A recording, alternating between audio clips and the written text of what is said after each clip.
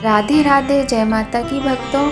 आप सभी का स्वागत करती हूँ स्पिरिचुअल ज्ञान साधना में और आप सभी से अनुरोध करती हूँ कि स्पिरिचुअल ज्ञान साधना को सब्सक्राइब कर लीजिए और बेल आइकन को प्रेस कर दीजिए ताकि आपको नई नई वीडियोस का नोटिफिकेशन मिलता रहे।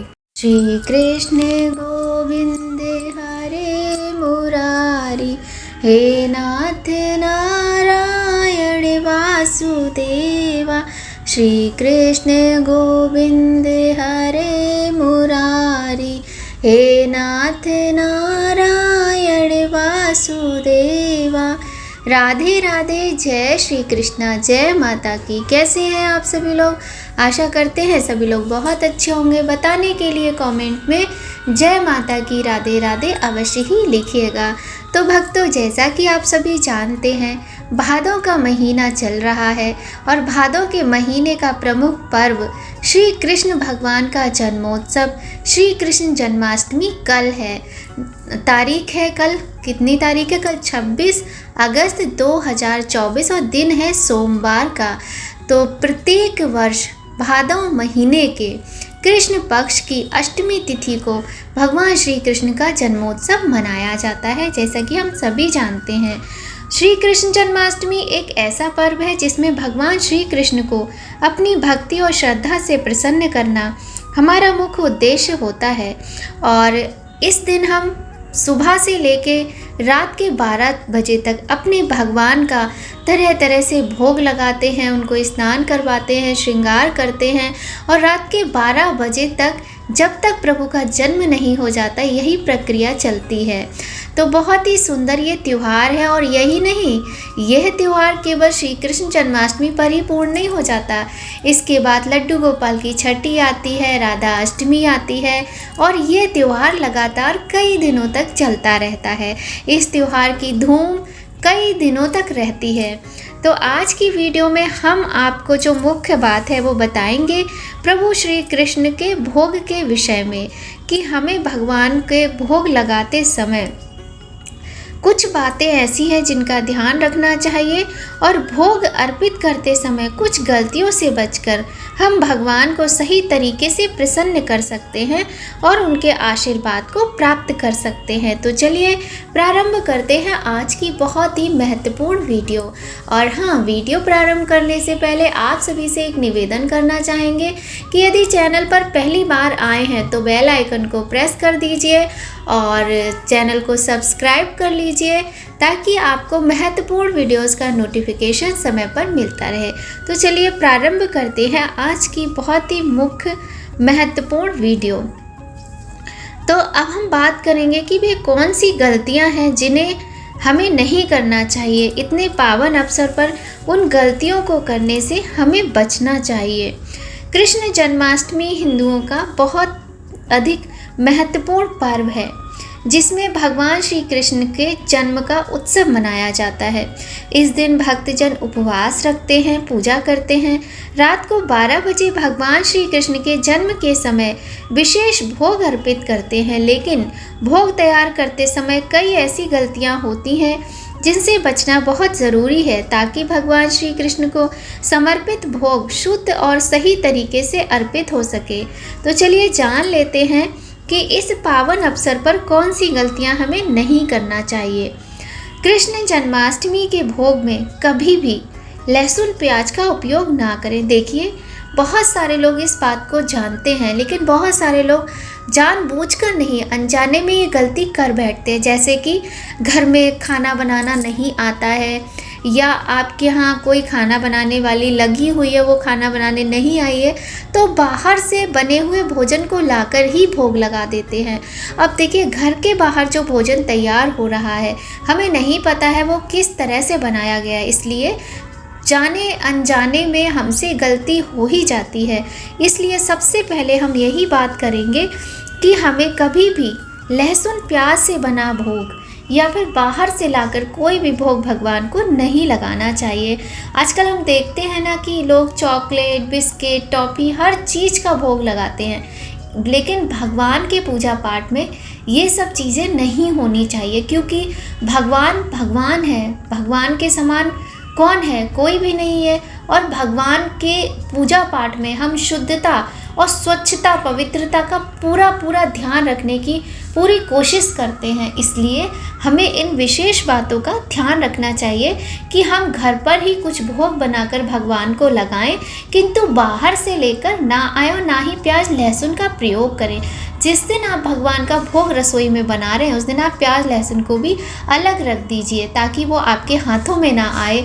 यदि आपने व्रत रखा है तो बहुत अच्छी बात है, किंतु यदि आपने व्रत नहीं रखा है, सिर्फ आप भगवान का पूजन करेंगे, आप उनका जन्मोत्सव मनाएंगे, तो ध्यान रखें कि आपको सात्विक भोजन का प्रयोग करना है, तामसिक भोजन का प्रयोग नहीं करना है। जैसे कि नॉन वेज हो गया, अंडा हो गया या फिर लहसुन प्याज हो गया, इस तरह का भोजन आप स्वयं भी ना करें, क्योंकि आप भगवान का बहुत ही विशेष प्रकार का पूजन करने वाले हैं। इसलिए और आपको इस बात का ध्यान रखना है कि किसी भी धार्मिक अनुष्ठान में भी इन चीज़ों का प्रयोग वर्जित होता है। इसके स्थान पर आप अगर खुद भोग बना सकते हैं तो बहुत सारी चीज़ें, आप बेसन के लड्डू बनाइए, आप कोई भी मिठाई बना लीजिए, खीर बना लीजिए भगवान का भोग लगाने के लिए। और यदि आप नहीं बना सकते हैं तो आप सीधा सा माखन और मिश्री का भोग लगाइए। अब बहुत सारे लोग क्या करते हैं, अमूल बटर होता है ना, उसका भोग लगा देते हैं। उसका भोग नहीं लगाना चाहिए। यदि आपके पास माखन की व्यवस्था नहीं है तो कोई बात नहीं, आप मिश्री का भोग लगा दें, पंचमेवा का भोग लगा दें, फलों का भोग लगा दें, किंतु आप अमूल बटर का भोग ना लगाएं, है ना। इस बात का विशेष ध्यान रखें। अब हम जान लेते हैं दूसरी कौन सी बड़ी गलती है जो हम कर बैठते हैं अनजाने में और हमें पता नहीं होता है। तो देखिए, कभी कभी क्या होता है, हम कोई भी चीज़ भोग की तैयार कर रहे हैं, जैसे कि हम लड्डू बना रहे हैं या हम पाग बना रहे हैं या हम प्रसाद बना रहे हैं, तो जैसे पंचामृत बनाया, पंजीरी बनाई, तो बनाते बनाते हम उसको चखते हैं।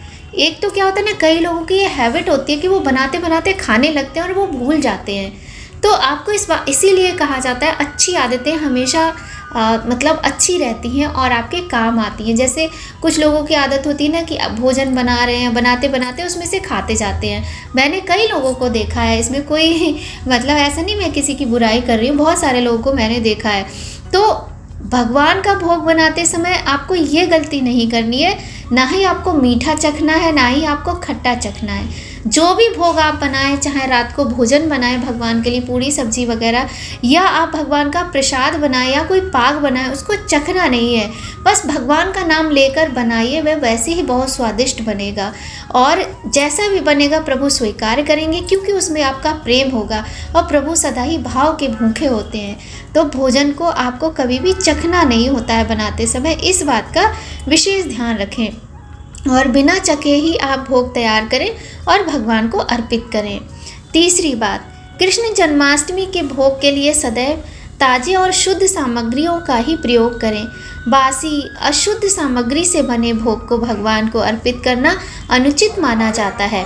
यह भोग की शुद्धता को प्रभावित कर सकता है, जो कि इस पर्व की पवित्रता के विपरीत है। तो आप इस बात का भी विशेष ध्यान रखें। मान लीजिए आपके घर में ड्राई फ्रूट्स रखे थे, आप उनमें से डेली निकाल के खा लेते हैं, हाथ डालते हैं, खा रहे हैं, खाते खाते उसमें हाथ डाल दिया तो वो जूठा हो गया ना। इस तरह का भोग आपको भगवान को नहीं लगाना चाहिए। चौथी बात, भोग अर्पित करने का एक सही तरीका होता है। इसे हमेशा भगवान के चरणों में ध्यानपूर्वक और भक्ति भाव से रखें। भोग को अर्पित करने से पहले भगवान का ध्यान करना और मंत्रों का उच्चारण करना भी बहुत आवश्यक है। इसके बिना भोग अर्पित करना अधूरा माना जाता है। इस बात का विशेष ध्यान रखें। भगवान का कोई भी मंत्र आप बोलते जाइए जब भी आप भगवान का भोग लगाएं, जैसे श्री कृष्ण गोविंद हरे मुरारी या फिर ओम नमो भगवते वासुदेवाय। बहुत सारे मंत्र होते हैं। भगवान का कोई भजन भी आप गा सकते हैं। और अब बात करते हैं 5वें पॉइंट की तरफ बढ़ते हैं। कृष्ण जन्माष्टमी पर भोग अर्पित करने का सबसे शुभ समय श्री कृष्ण के जन्म का होता है, लेकिन अगर आप इस समय के अलावा अन्य समय पर भोग अर्पित कर रहे हैं तो यह ध्यान रखें कि समय शुभ हो। भोग अर्पित करने का समय और विधि का सही पालन करें। जैसे आप प्रातःकाल भगवान को स्नान कराएं, उस समय उनको दूध का भोग लगा सकते हैं, क्योंकि वो एक शिशु के रूप में है, हमारे यहाँ बाल गोपाल के रूप में है। उसके बाद आप दोपहर में कोई पाग वगैरह बनाएं या फलों का भोग लगा दें। फिर शाम के समय भोग लगाएं और शाम को 7 बजे भोग लगाने के बाद फूलों में ढककर भगवान को रख दिया जाता है। उसके बाद उन्हें जन्म के समय ही निकाला जाता है, अर्थात उनका जन्म करवाया जाता है। उसके बाद उनका साज श्रृंगार किया जाता है। तो इस प्रकार से इस बात का विशेष ध्यान रखें। अब बात करते हैं छठे पॉइंट की। भोग बनाते समय साफ सफाई का विशेष ध्यान रखें। अगर आप किसी भी प्रकार की अशुद्धता, जैसे बिना स्नान किए भोग बनाते हैं, तो ये भगवान को अर्पित करने योग्य नहीं माना जाता है। इसलिए भोग बनाते समय पूरी पवित्रता और शुद्धता का पालन करें। दूसरी बात, मान लीजिए किसी को पीरियड हो जाता है, तो ऐसी अवस्था में भी आप भोग ना बनाएं और ना ही भगवान से संबंधित किसी वस्तु को आप स्पर्श करें। ठीक है, इस बात का विशेष ध्यान रखें। और हाँ, पीरियड में 7वें दिन ही आप इस योग्य होते हैं जिस दिन आप भगवान को स्पर्श कर सकते हैं। इस बात का विशेष ध्यान रखें। साथ ही आप मान लीजिए वॉशरूम, चलिए हम लोग जैसे टॉयलेट जाते, मतलब लघु शंका जाते हैं, तो हाथ पैर धो लिए जाते हैं, कोई बात नहीं। किंतु यदि आप मतलब वॉशरूम जा रहे हैं, आप दीर्घ शंका जा रहे हैं, आप फ्रेश होने के लिए जा रहे हैं, उसके बाद तो आपको स्नान करके ही भगवान का भोग तैयार करना चाहिए और स्नान करके ही भोग लगाना चाहिए। कभी भी भगवान को कोई भी चीज़ आपको समर्पित करना है या भगवान की कोई वस्तु आपको स्पर्श करनी है, तो बिना पैर धोए, बिना हाथ धोए, बिना कुल्ला किए आपको उस जगह नहीं जाना चाहिए। और जिस रसोई में भोग बनाए, अपनी गैस, चूल्हा, स्लैब, पूरा रसोई पूरा साफ़ करें, पोछा लगाएं, धुलाई करें, अच्छे से उसको साफ़ सुथरा बनाएं। और चाकू वगैरह जो भी आप इस्तेमाल करें, सबको अच्छे से साबुन से मांज लें, मांज के धो के सुखा लें। उनसे ही आप चीज़ों को कट करें जो भगवान के भोग में आपको अर्पित करनी है। साथ ही जो रसोई में डेली यूज़ का सामान होता है, उसको आप भोग में बिल्कुल भी इस्तेमाल ना करें। बिल्कुल साफ शुद्ध और बिना इस्तेमाल किया हुआ सामान, नया सामान ही भगवान के भोग बनाने के लिए आप इस्तेमाल करें। तो आशा करते हैं आज की वीडियो आप सभी के लिए बहुत उपयोगी होगी। यदि वीडियो थोड़ी भी अच्छी लगे तो लाइक अवश्य करें और मिलते हैं आपसे फिर से एक नई जानकारी के साथ नए वीडियो में।